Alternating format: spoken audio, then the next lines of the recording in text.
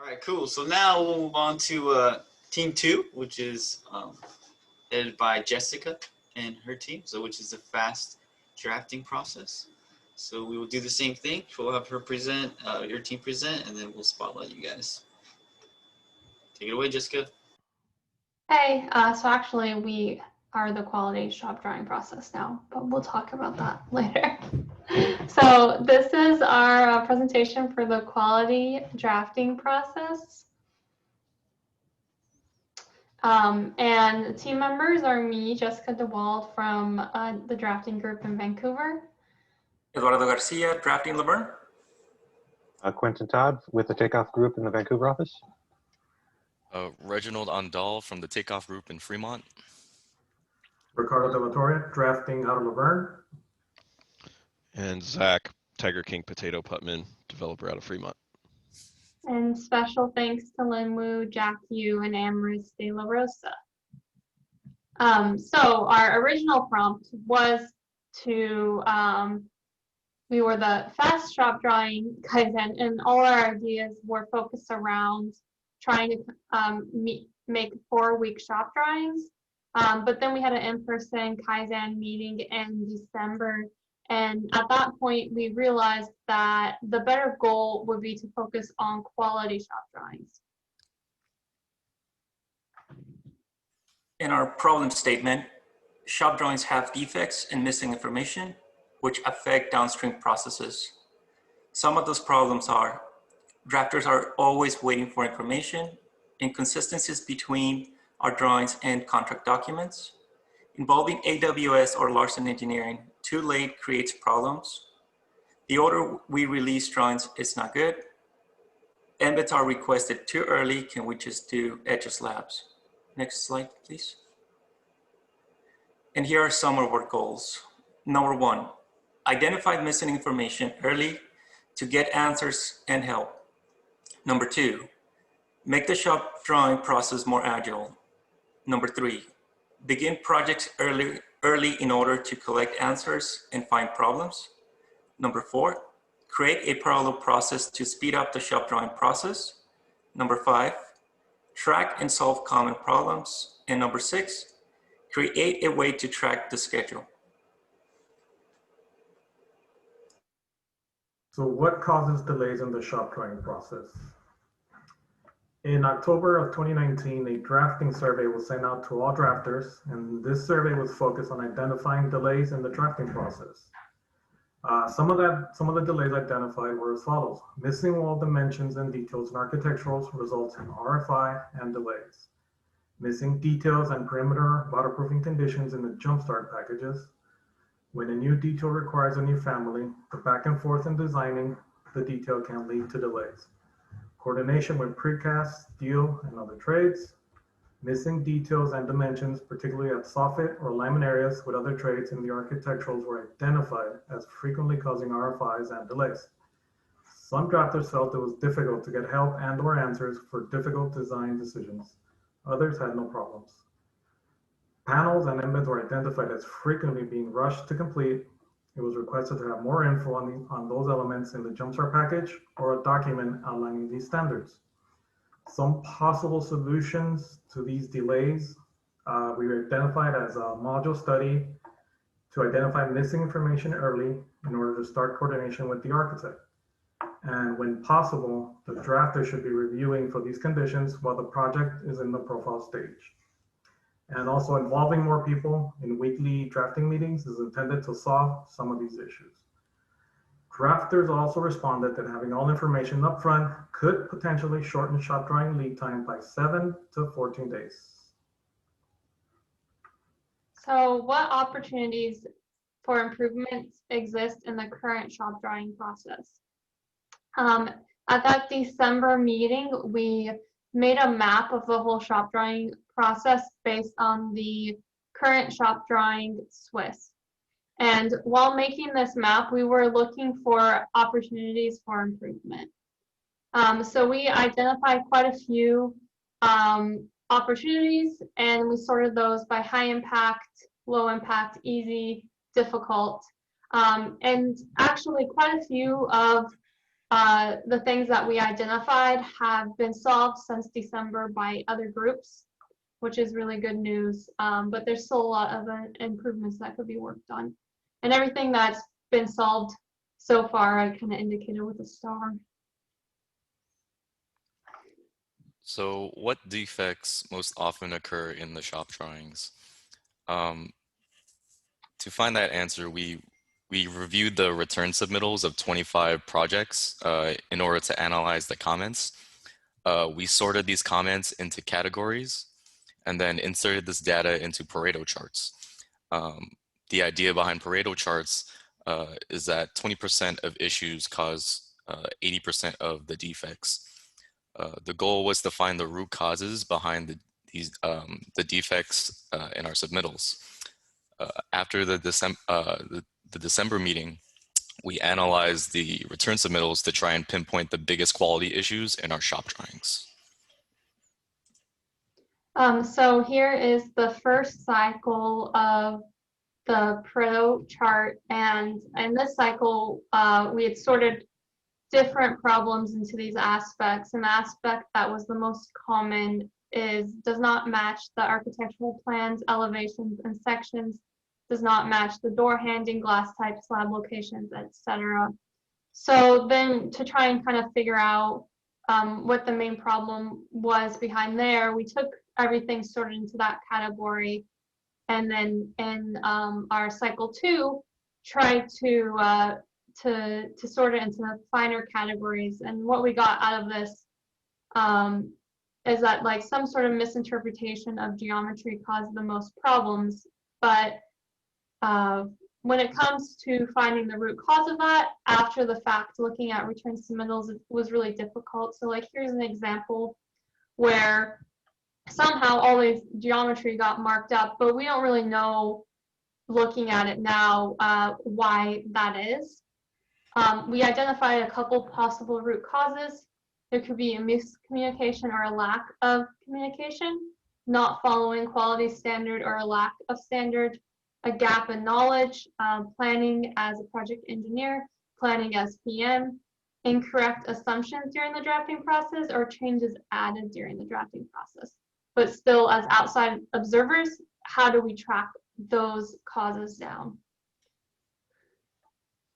So we also collected takeoff feedback of some issues and created the Pareto chart with these issues. And like before, we found that approximately 20% of the issues were causing 80% of the defects. And there was actually one category in particular, it was the issue with details. So we decided to further analyze it. We attempted to use the same Pareto chart to analyze the individual categories from this larger details category, but we found that there's a lot of specific problems, so it's difficult to narrow them down, and the Pareto chart 20/80 ratio didn't really apply.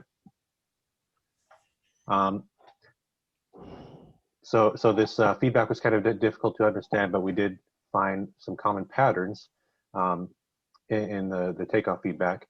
There was the first one is that shop drawing annotations are missing or inaccurate, whether that be the dimensions or the detail callouts, wind load, dead load callouts. Sometimes the shop drawing building model might contain mistakes or errors or mistakes. Sometimes the dimensions are not consistent between the views, whether between the detail to the elevations or even from elevation to elevation, sometimes the dimensions are not consistent. And then kind of beyond our control almost, but sometimes the changes that are made to shop drawings after our takeoff progress or process. So then the question still remains, how can we prevent these defects? We kind of came up with a hypothesis here that the revisions and markups and takeoff feedback will be eradicated if we set quality standards and we follow these. So each piece of work should be checked against the following standards. We've got two categories of shop drawing standards or quality standards and also modeling quality standards. Some examples of these are the dimensional inaccuracy in the shop drawings. Are the conditions all fully detailed? Are the details constructible and watertight? Wind load, dead load shown correctly on the elevations. And then some of the examples of modeling quality standards are the caulk joints being correct, the glass bites being correct or not, and just all the units being modeled correctly. So how can we change the shop drawing process to adhere to these strict quality standards? So we started to explore the idea of implementing Scrum process in the drafting department. And with Scrum, there's a team and there's 3 major roles on that team. The product owner, who's responsible for getting answers and removing roadblocks. And they also prioritize and maintain the backlog of tasks that need to get done. There's the Scrum Master, who makes sure that the whole team is following the Scrum process. And the development team, who actually does most of the work. The backlog is prioritized by the product owner, and the items in the backlog are usually shown as a user story, which describes the value that that task provides. And we'll get into user stories in a little bit.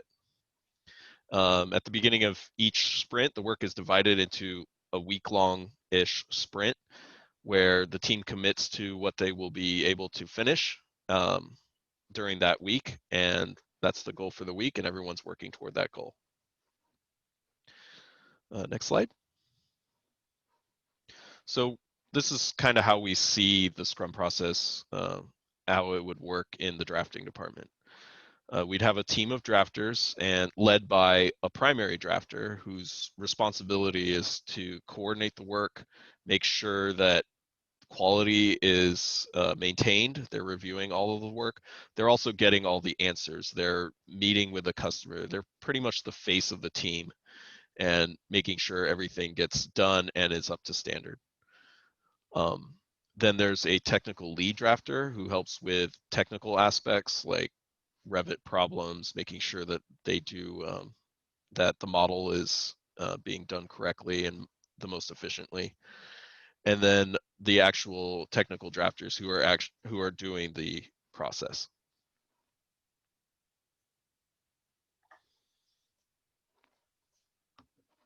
Reggie? So as an extension of Scrum, we performed an exercise which involved addressing issues and roadblocks to avoid in the next creation of shop drawings based on each of our experiences from previous jobs. Every person who works here is essential and should always be bringing up problems to address. So we produced a problem.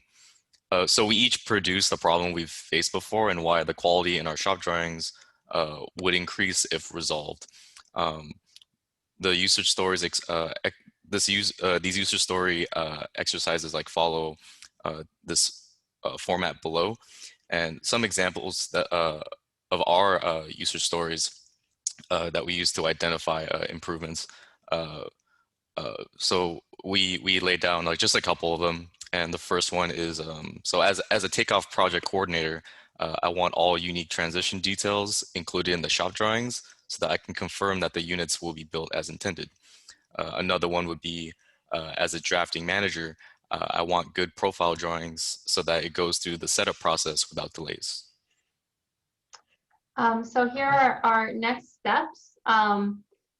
We just walked you through our hypothesis, which is to eradicate all those revision markups and take off feedback by following quality standards. So then we were going to move on to experimenting with the Scrum process, but we got a little bit of a detour. We're going to do a Genba on Lawson Lane just to explore the current shop drawing process. Then we'll move to experimenting with the Scrum process on a new drafting project. And after that, we will evaluate that project against the quality standards and determine if the Scrum process was successful in eradicating defects. So questions? I had a question. Can I? Yeah. So I was just curious. So then, with the Scrum roles, is that like meaning all of them are drafters, or does that include people from the other teams like PMs and the other supports? Because I think according to that, you had like at least 4 people per project. So is that Yeah. like all drafters? So the roles don't have to always be 4 people. That was just kind of an example to show how the responsibilities would be divided up. It could probably will be all drafters to start off, but I mean, potentially you could have someone who doesn't really know how to use Revit filling in the lead drafter role if, you know, their main responsibility is reviewing drawings and reviewing work and like making details. They don't have to be, you know, the most experienced Revit user. If there's a drafter paired with them as the technical lead, that is an experienced Revit user.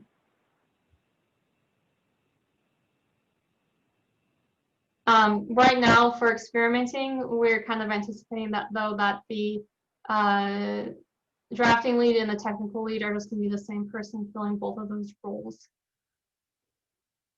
Yeah, I have one observation all the time when I'm doing the short drawing, that is on the border details. So most of the time, the coordination with architect and GC means we are not getting the responses till we are finalizing our shop drawing, and even after that means many times, you know, it is like a open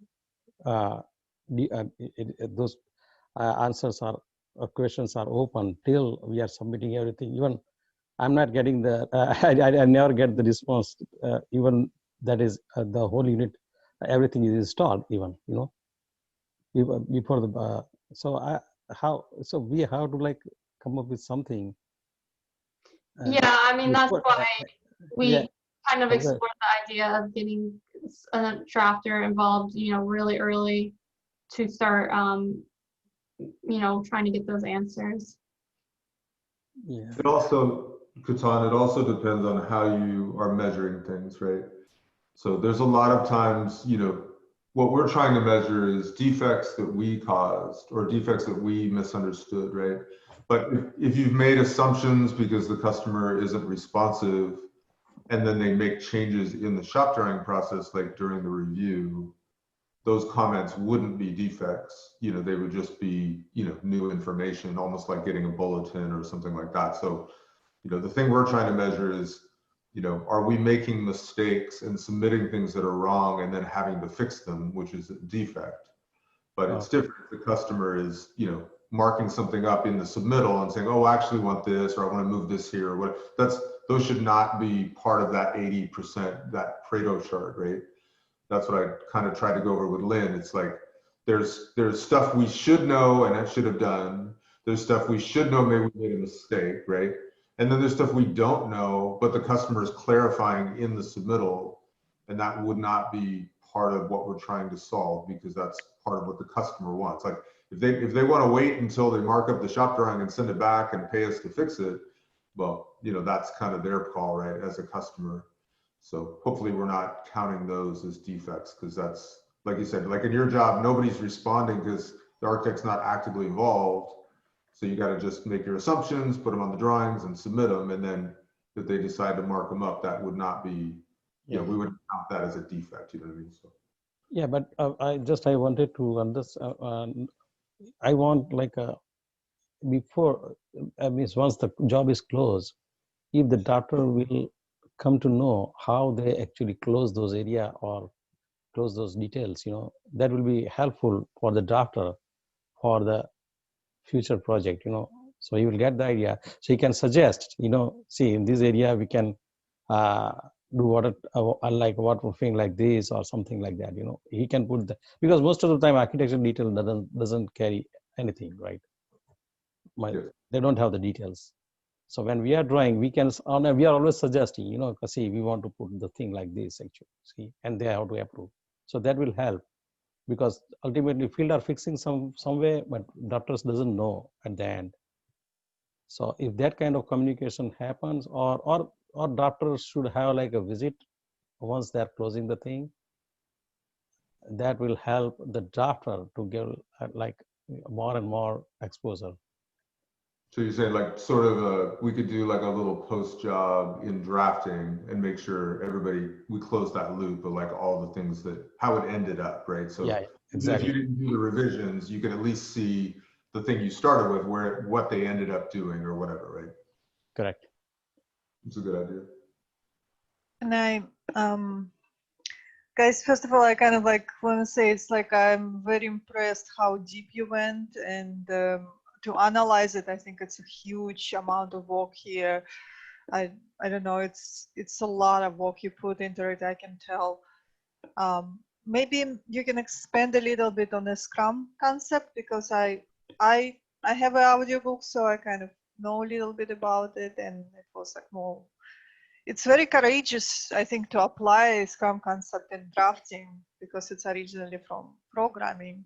Just maybe for people who doesn't know this concept, if somebody could just explain. Yeah, well, yeah, no, one thing to point out is, without knowing, I think we're already using it to a certain extent, because we're working as a team in projects. It's not just a single drafter now.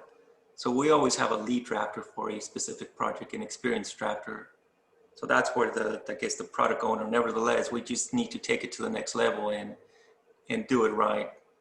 You know, like Zach mentioned, sprints, you know, deliverables, making sure we stay on target for the weekly deliverables or whatever they may be. Maybe they're not weekly, they may be every other day, depending on what the task is. But yeah, that's the thing is like, and Jessica is going to be taking it on, so it'll be good to, you know, we're already kind of doing it, so. Yeah, I think Zach could probably explain it a little bit more, because he's kind of he's the most knowledgeable of Scrum in our group. But we're still, that's what we're saying. We're in the experiment phase right now. Once we try it out on a project, we'll be able to come up with some clearer documentation and explanations for next year's presentation. Jessica, are you planning to try this out on Lawson Lane? Well, right now we're doing the Gemba on Lawson Lane with the current job drawing process. So I don't really know if we'll be able to convert it into the Scrum process. I guess you have to ask Steve what he thinks. Yeah, I wouldn't see it on Lawson Lane because we want to walk through and see what the process looks like today. So, but maybe the next job, you know, if that's industrial or gateway.